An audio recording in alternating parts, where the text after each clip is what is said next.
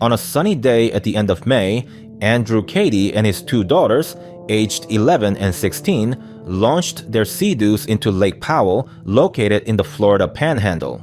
The lake, separated from the Gulf of Mexico by a narrow strip of white sand known as Inlet Beach, had recently been dredged by the U.S. Army Corps of Engineers. This dredging allowed fresh lake water to flow through the barrier island and into the Gulf, carrying with it fish and other marine life. As the Cadys navigated their way out of the lake past vacationers on the beaches, a dark shadow suddenly shot past their watercraft. Cady, realizing what it was, began shouting, "Shark! Out of the water!" His daughter, who was filming the scene, captured the swift, dark figure moving along the shore close to beachgoers. A man carrying a young girl barely made it out of the water as the shark darted toward them. The shadow then weaved between the Sea-Doos and along the sand before disappearing into the depths of the Gulf. Cady didn't post the video online until 2 weeks later, when his hometown, South Walton Beach, became the focus of national news due to a tragic incident. On June 7th, under another clear blue sky, beaches along Florida's 30A coast were filled with sunbathers and vacationers. Watersound Beach, a private stretch of sand accessible only to the local community, was bustling with activity. Among the beachgoers were Elizabeth Foley, 50, her husband Ryan, and their 3 children, Dominic, 13, Lila, 15, and Laurel, 17. They were vacationing from Virginia and enjoying the calm, shallow waters of the first sandbar about 30 yards from shore. Also at the beach were Keith Harrison, 53, a neuropathologist from Birmingham, Alabama, and his family.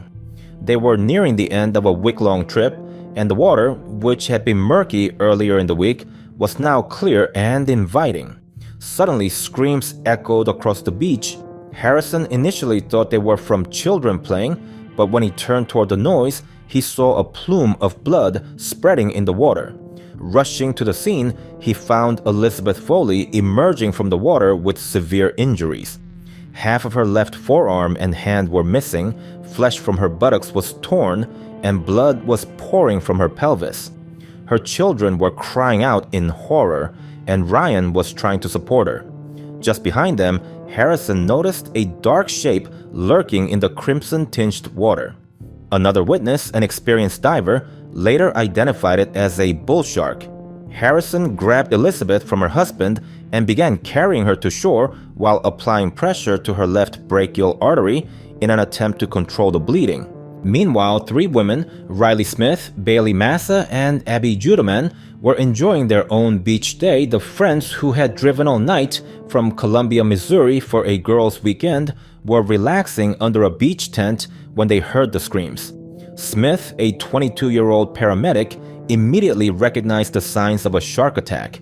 She and her friends, both nurses, sprang into action, running toward the shore where Elizabeth was being brought out of the water.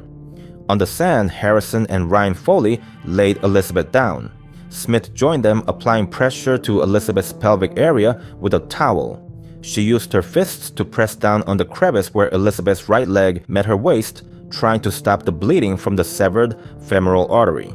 Massa, 23, an emergency room nurse, called 911 to report the injuries, while a man who identified himself as a Navy SEAL assisted by applying pressure to the other femoral artery.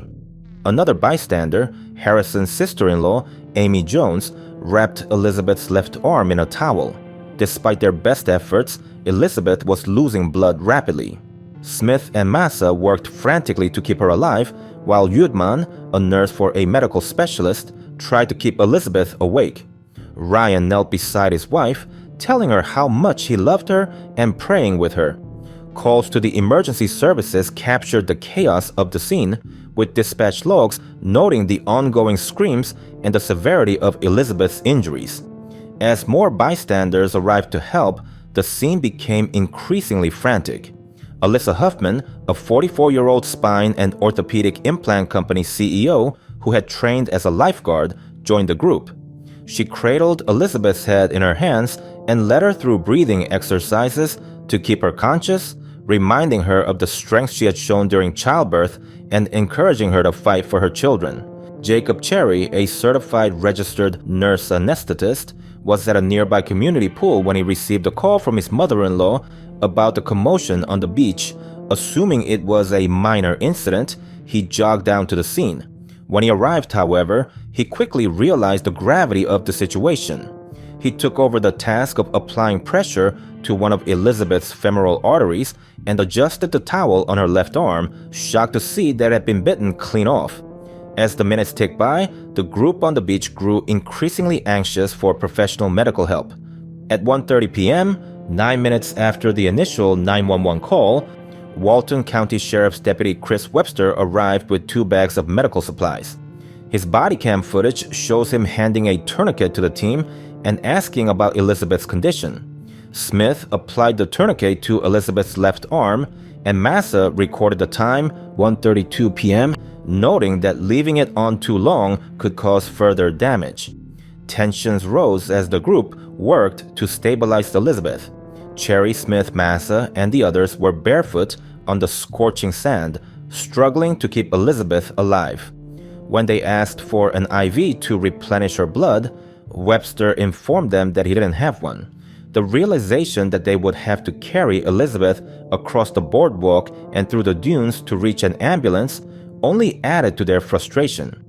It wasn't until 1:34 p.m., 13 minutes after the first 911 call, that 2 EMTs arrived in a South Walton Fire District pickup truck. They too lacked an IV. The team placed Elizabeth on a flexible stretcher, maintaining pressure on her femoral arteries as they carried her to the pickup truck. The vehicle transported her the 100 yards to the boardwalk, where they lifted her again and carried her up the steps and across the scorching wood. Finally, they commandeered a golf cart to ferry Elizabeth to a waiting ambulance. From the initial 911 call to the arrival of the medevac helicopter that would transport Elizabeth to a hospital in Destin, Florida, 39 minutes had passed, an eternity for those fighting to save her life.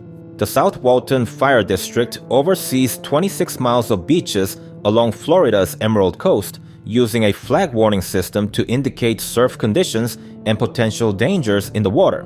On the day of Elizabeth's attack, yellow flags indicating medium hazard and purple flags indicating the presence of marine life were flying.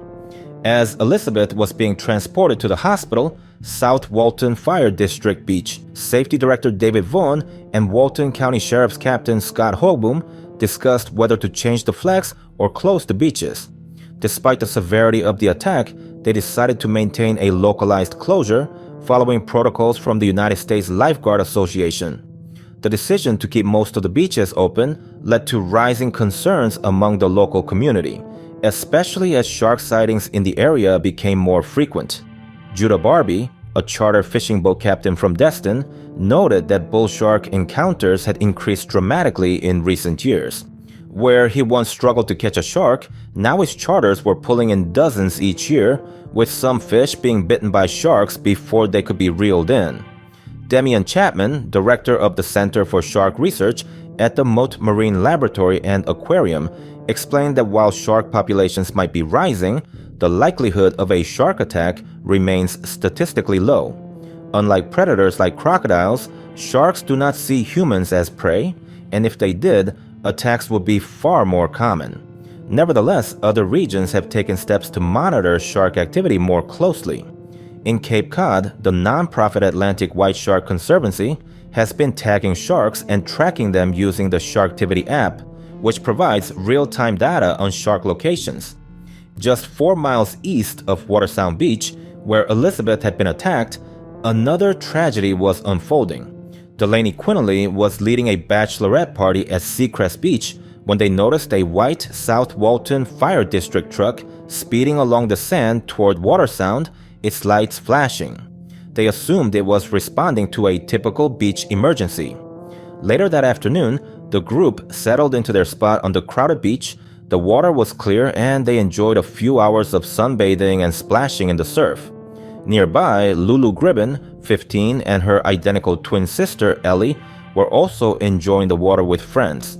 The girls from Mountain Brook, Alabama were on a mother-daughter beach trip and had spent the day riding bikes, eating acai bowls and playing volleyball. At around 3 p.m., while Lulu, Ellie, and a friend were floating on boogie boards in knee-deep water, Lulu was suddenly yanked into the ocean. She screamed and flailed her arms as the water around her turned red. The girls' screams for help echoed across the beach. At first, Quinley, who had just arrived back from a quick shower, thought the screams were just kids playing. Then she saw people rushing toward the water. She quickly realized the gravity of the situation. The beach erupted into chaos as people rushed to help Lulu. Michael Walters, a 42-year-old Birmingham pediatrician, was nearby with his family. He grabbed a tourniquet from his car and sprinted to the scene. Walters quickly realized that Lulu's left arm was missing from the elbow down, and she was losing a dangerous amount of blood. Lulu's mother, Sarah Gribbin, was in shock, trying to process what had happened. Walters and a few others applied the tourniquet to Lulu's arm and elevated her remaining limb. They carried her up the beach, away from the water's edge. Another beachgoer, a retired nurse, also rushed to Lulu's aid, applying pressure to her wounds and reassuring her as they waited for emergency responders. The nurse's calm demeanor and experience helped keep Lulu conscious, although she was slipping in and out of shock. By the time the South Walton Fire District truck arrived, Lulu had lost a significant amount of blood. The team immediately began stabilizing her and prepared her for transport to a nearby hospital. The severity of her injuries led to her being airlifted to the same hospital in Destin, where Elizabeth Foley was fighting for her life. The two shark attacks on the same day shook the local community and the thousands of tourists who flocked to the area for summer vacations. The beaches, which had always been seen as safe havens, were now under a cloud of fear and uncertainty. Local businesses, many of which rely on beach tourism, were quick to respond. Some offered shark bite kits and first aid supplies, while others began educating visitors about the risks and how to stay safe in the water. Hotels and vacation rentals displayed shark awareness posters, and surf shops sold shark deterrent devices. The Walton County Sheriff's Office and the South Walton Fire District faced criticism for their response to the attacks. Some locals questioned the decision to keep the beaches open after the first attack, while others argued that more needed to be done to monitor shark activity and warn beachgoers of potential dangers. David Vaughan, the beach safety director, defended the decision, citing the low statistical risk of shark attacks and the difficulty of predicting such incidents. However, he acknowledged the need for better communication and education about marine life dangers. In the weeks that followed, sightings of sharks near the shore increased, and reports of aggressive behavior from the predators heightened fears. Some tourists canceled their trips, while others opted to stay out of the water altogether. The once bustling beaches were noticeably quieter as people grappled with the sudden realization that even paradise has its dangers. Elizabeth Foley and Lulu Gribbin both survived their ordeals but faced long recoveries. Foley, who lost her arm and suffered significant blood loss, underwent multiple surgeries and extensive physical therapy. Her family, deeply traumatized by the attack, received an outpouring of support from the community. Lulu Gribbin, who also lost part of her arm, was determined to recover fully and return to her active lifestyle. The community rallied around her, and fundraisers were held to cover her medical expenses and provide her with the best possible care. The shark attacks of June 7, 2024 will be remembered as a turning point for South Walton Beach. While the area's natural beauty continues to draw visitors, the incidents have led to increased awareness of the risks associated with the ocean. Efforts to enhance safety measures and improve emergency response protocols are ongoing, with local authorities working to ensure that beachgoers can enjoy the water with greater peace of mind. The legacy of that fateful day is a reminder that while the ocean is a source of joy and wonder, it is also a place of unpredictable danger. After the shark attacks on June 7, 2024, both Elizabeth Foley and Lulu Gribbin faced life-altering injuries but survived. Elizabeth underwent 18 surgeries and started rehabilitation on July 24th, focusing on her amputated arm and mobility. Her family started a GiveSendGo page to help with medical expenses, but they have raised less than half of the $250,000 goal. Lulu Gribbin, who lost 2/3 of her blood and had her right leg amputated, also survived. After emergency surgeries at Ascension Sacred Heart Hospital in Pensacola, she was airlifted to another hospital for further recovery.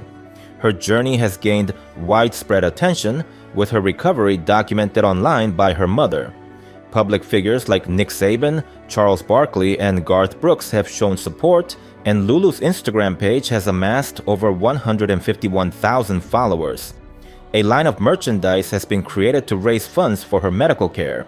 The attacks sparked national attention, leading to U.S. Senator Katie Britt introducing Lulu's Law, which proposes localized wireless emergency alerts after shark attacks, similar to those used for extreme weather. Lulu's parents believe such a system could have prevented the second attack on June 7th. Walton County Sheriff Michael Atkinson expressed his concern about the injuries and emphasized the need for better response systems for traumatic events on the shoreline. However, he acknowledged the difficulty of preventing shark attacks, comparing it to the unpredictability of natural disasters. Despite the fear, beachgoers quickly returned to the area. 2 days after the attacks, Andrew Cady, who had previously encountered a shark near the same area, went back out on his sea-doo.